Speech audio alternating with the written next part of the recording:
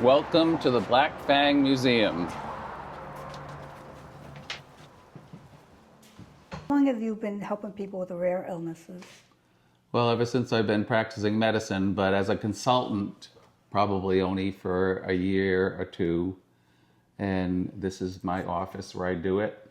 I have 2 monitors. I can look at patients' images.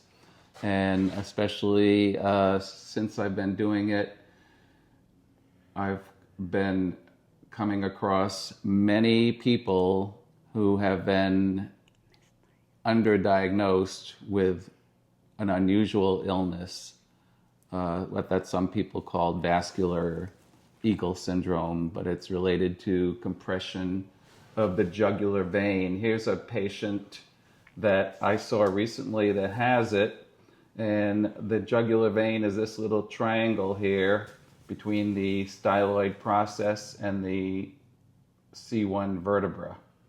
And this can be a cause of a lot of brain symptoms like brain fog, headaches, even strokes. And I believe this patient has seen a specialist in Boston, and he's scheduled for surgical correction of this at some point. CT is probably the best way. Some people have MRIs, which are these other images, and this can also show abnormalities. Like this person has a disc herniation at C4-5 that could be causing neck pain or head pain or arm pain. This is my sanctuary, and this is where I review images from patients that have often been undiagnosed because radiologists and doctors aren't familiar with these unusual symptoms and unusual syndromes. This is a table that was hand signed by Antonio Medici, probably a descendant of the Florentine philanthropy Medicis that financed people like Michelangelo.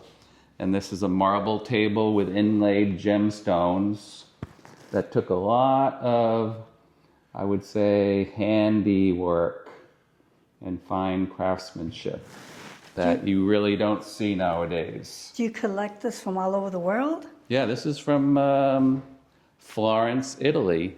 And it was shipped here at great expense. And I have a smaller table, but this is the large table, and it's very heavy. How much do you think this weighs? At least a ton.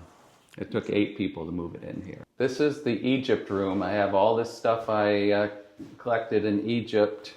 One of my favorite pieces is this statue of the god of gods called Amen. He's got a ram's head. And the art dealer that sold this to me said his great-grandfather was an excavator with the English that dug out tombs, and what the underpaid Egyptian workers did is they'd put a few little things in their knapsacks. And so this looks old enough to be what he told me it was.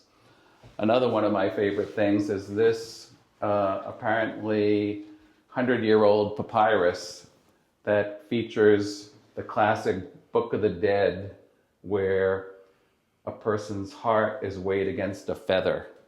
And if it weighs more than a feather, that was not a good thing.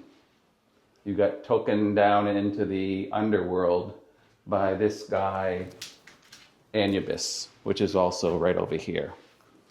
He's the dog head god of the underworld. This is what I call my Thai room, because all the artwork on the side is from Thailand.